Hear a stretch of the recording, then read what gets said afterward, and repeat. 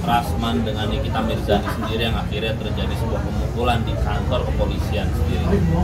Abang sebagai praktisi hukum melihatnya seperti apa?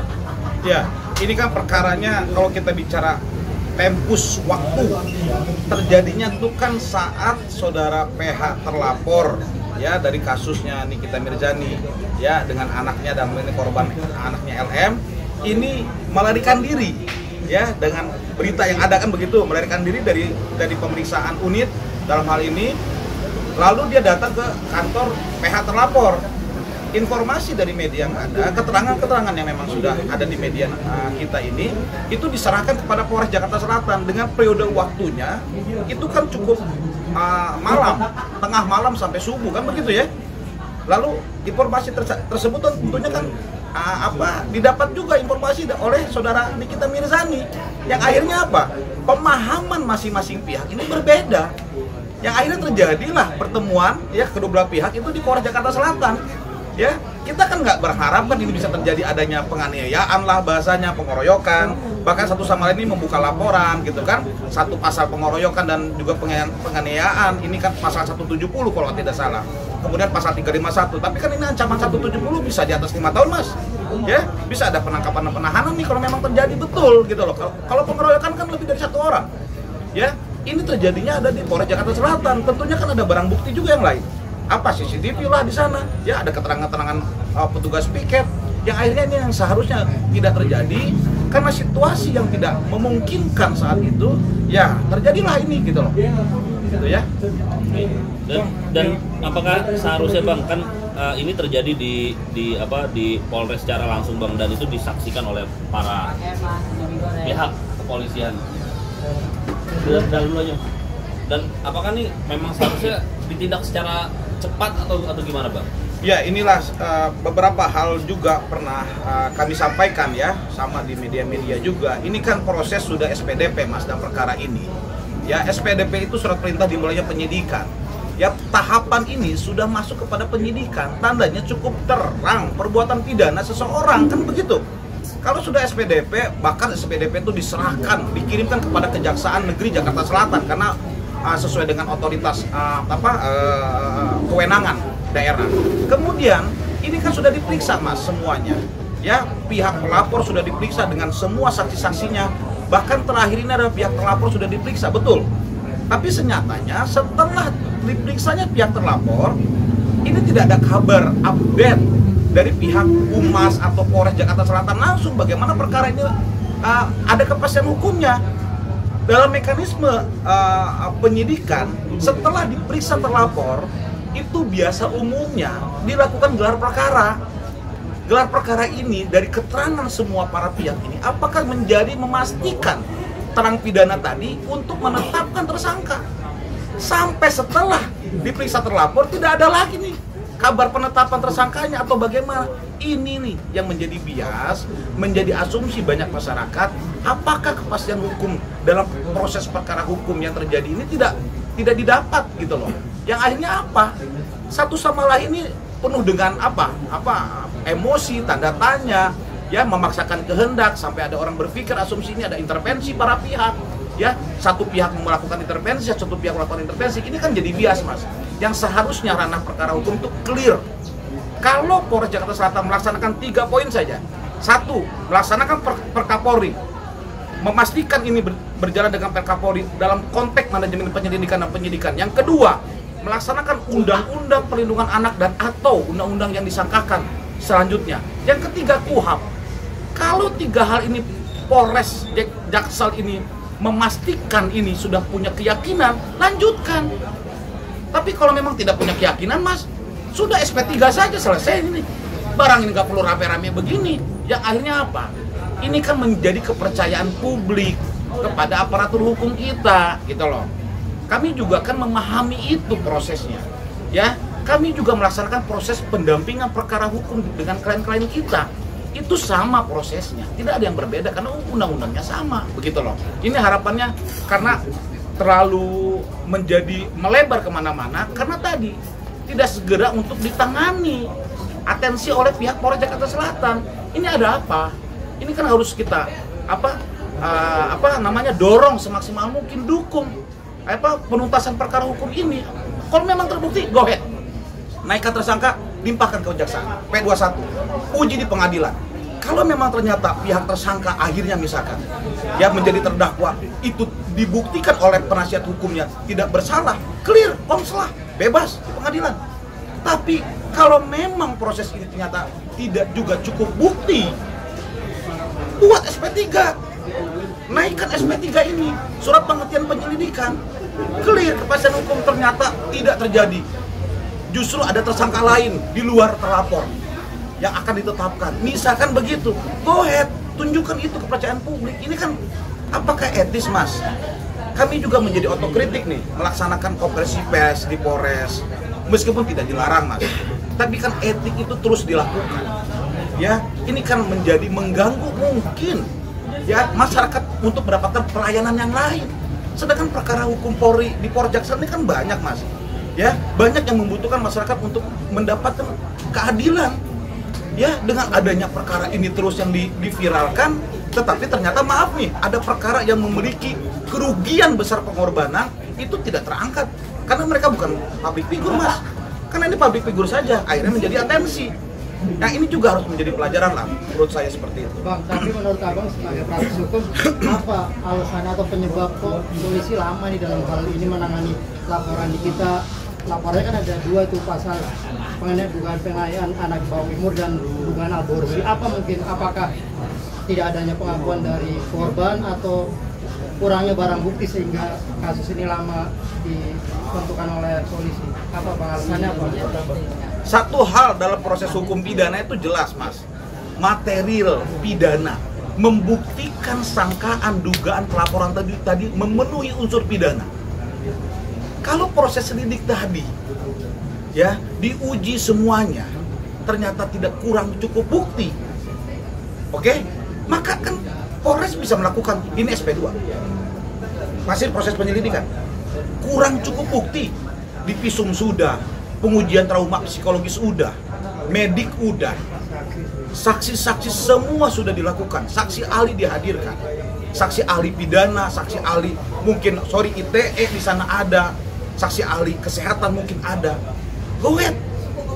Kalau memang proses penyelidikan tidak terbukti, ternyata dilakukan gelar di internal penyidik, maka SP2 selesai. Ini hal yang lumrah, Mas. Kami lakukan dalam proses hukum, on the track, SOP sesuai. Kami pelapor ternyata tidak cukup bukti. Di Polda Metro Jaya, kami pelapor, kami korban. Dengan analisis hukum kami sampaikan.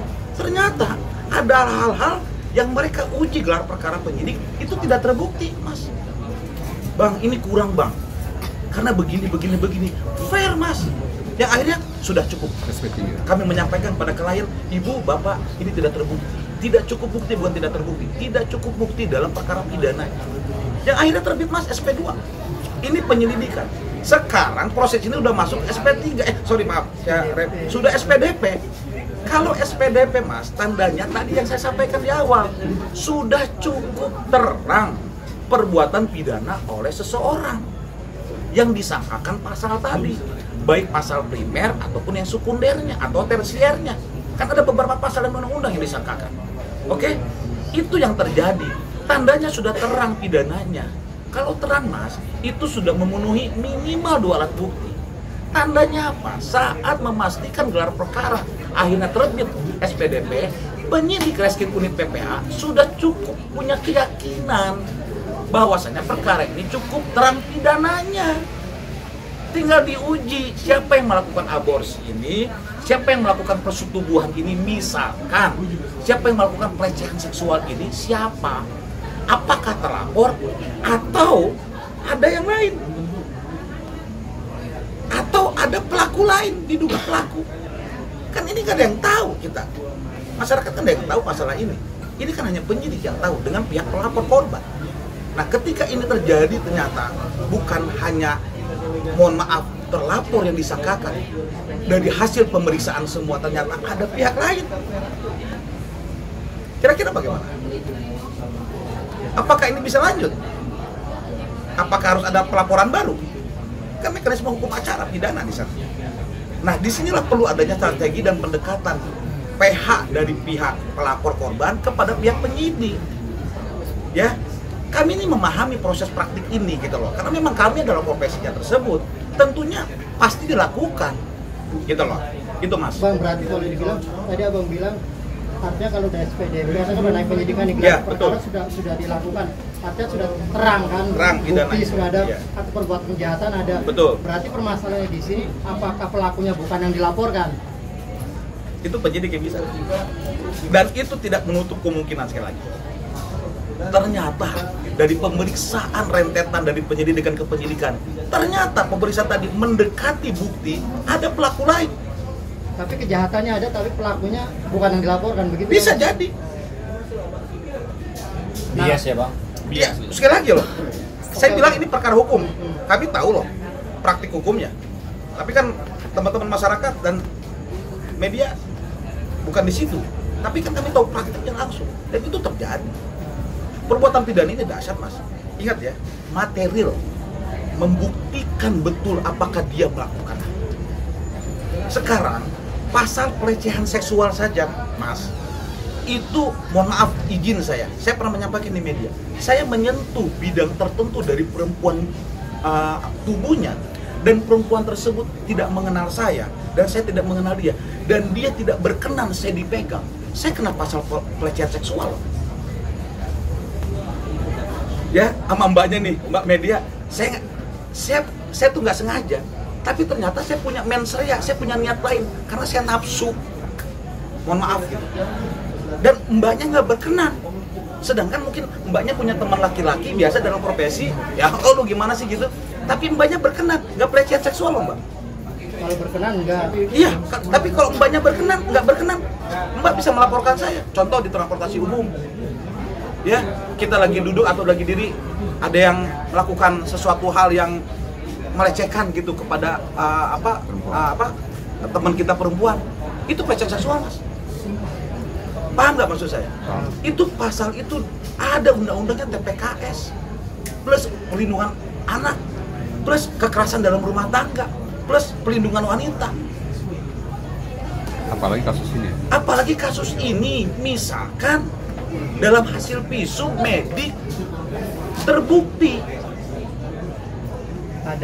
adanya sesuatu hal, misalkan persetubuhan.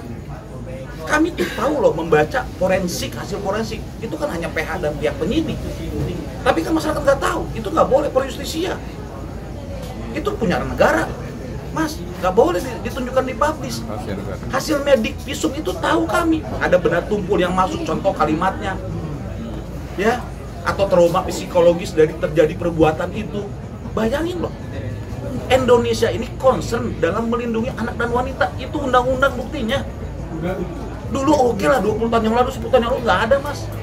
Tapi undang-undang sekarang ini, dari periode 2014 kemarin, itu sampai sekarang 10 tahun ke depan ini, 10 tahun ini udah ada undang-undang yang sangat concern melindungi perempuan dan anak-anak wanita kita di Indonesia.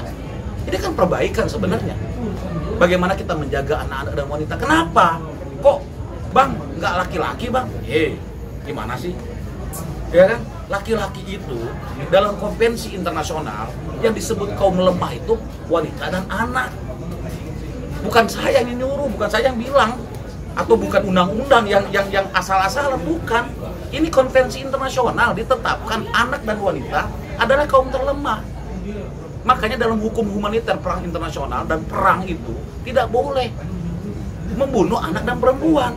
Kalau sudah membunuh anak dan perempuan, apalagi dengan sengaja, apa artinya? Ini yang terjadi, kejahatan perang yang terjadi mungkin, mohon maaf, di Palestina, di Israel ini, yang terjadi dilakukan oleh Israel. Karena anak dan wanita dengan secara terang benderang di mata kita itu terjadi pembantaian perang.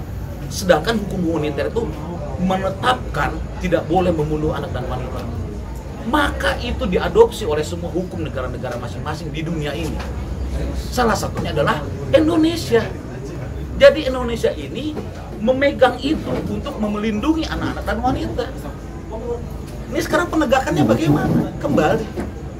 Contoh, di perkara hukum yang mirip seperti saudara LM ini, anak kita LM ini, adik kita LM ini terjadi, Mas, di seluruh Indonesia. Silakan buka di berita. Di Bogor, baru hari ini, di Bogor itu ada anak kecil dilecehkan dengan lebih oleh pelaku. Anak-anak kan kategorinya. Itu langsung tangkap, tahan, periksa. Kan begitu? Karena tidak ada publish, Mas. Tidak public figure, dia masyarakat biasa. Gitu loh. Kenapa sih ini nyari panggung semuanya di sini? Ya, para pihak yang tertentu ini nyari panggung, nggak boleh. Ini pengajaran bagi kita. Ini kalau terjadi bagi anak-anak kita bagaimana, Mas? Mas saya punya anak kan, punya anak perempuan, punya anak laki-laki. Mbaknya kan punya anak perempuan laki-laki. Bagi yang sudah berkeluarga, nggak boleh kita nggak melindungi anak-anak kita. Mau seperti ini, ya? Inilah pentingnya kita mendukung proses perkara hukumnya, bukan yang lain-lainnya kalau menurut saya. Karena ini kan gerakan public figure. Sedangkan yang masyarakat kita per hari ini aja di Kota Bogor itu terjadi ada peristiwa yang sama, mirip maksud saya, Pak. Gitu loh. Tapi langsung gercep. Ya, karena melindungi tadi, Pak, melindungi anak-anak dan wanita. Ini bener nggak? Kenapa bisa terbit SPDP? Kenapa terburu-buru kalau memang tidak cukup buktinya? Pemeriksaan ini belum lengkap misalkan. Tapi kan sekali lagi, pidana itu memang sekali lagi dinamis dan material. Ternyata dalam proses pemeriksaan ternyata ada ditemukan bukti-bukti baru yang menguatkan adanya pelaku lain. Ya, berikan kepastian hukum kepada masyarakat dan pelapor. Kan haknya pelapor dapat SP2HP. Coba tanyakan sama PH-nya pelapor. Dapat SP2HP enggak? Kalau dapat, kasih tahu dong masyarakat apa materi isi dari SP2HP-nya. Dan itu adalah hak warga negara dalam pelaporan pidana di kepolisian seperti itu. Oke, Bang, berarti ini prosesnya selangkah lagi tinggal menentukan status ya, Bang, ya? Tersangka gitu kan. Betul. Nah, terus apa mungkin polisi masih mengejar apa ini artinya untuk agar bisa menjadi statusnya terlapor, apa kurangnya apa ini mungkin, Bang? Abang melihatnya dari laporan dugaan aborsi sama apakah dari pengakuan dari si korbannya sendiri apa seperti apa? Jadi gini, memang kan kemarin ada berita lagi kan gitu ya, yang ada di media juga oleh kalian-kalian semua. Itu ada media pengakuan saudara LM, pengakuan anak kita LM yang katanya tidak melakukan itu, tidak melakukan itu, betul ya? Pertanyaan saya dan pertanyaan kita, apakah pengakuan LM kepada pihak terlapor satu etis? Pantas nggak? Satu. Kedua, apakah pengakuan LM tadi sesuai dengan BAP-nya dia? Gitu aja. Kalau ternyata pengakuan LM kepada pihak terlapor itu tidak sesuai dengan BAP-nya, jadi beberapa kali dimintai keterangan oleh penyidik unit PPA, siapa yang mau dipegang pengakuan tersebut? Siapa? Yang pertama, yang ketiga, harusnya pertama itu ya. Yang ketiganya, siapa yang pertama kali memberikan pernyataan LM memberikan pengakuan? Siapa? Yang seharusnya etisnya nggak boleh. BAP itu nggak boleh Anda dokumentasikan, Anda terima pun nggak boleh BAP. Apakah sama? Tanya dong. Sama siapa? Sama Reskrim Polres Jaksel, sama PH pelapor, sama saudara Nikita Marizani. Kan begitu. Kalau memang benar, kalau ternyata nggak sesuai, Mas, kan bahaya ini, Mas. Ini kan BAP, berita acara pemeriksaan. Dan berita acara pemeriksaan itu adalah runtutan sistem resume perkara kalau nanti lanjut perkara di pengadilan. Saya lebih hati-hati mengenai hal ini. Seharusnya pihak yang terkait itu hati-hati membahas hal ini. Ternyata kan ini ada di media statement itu gitu.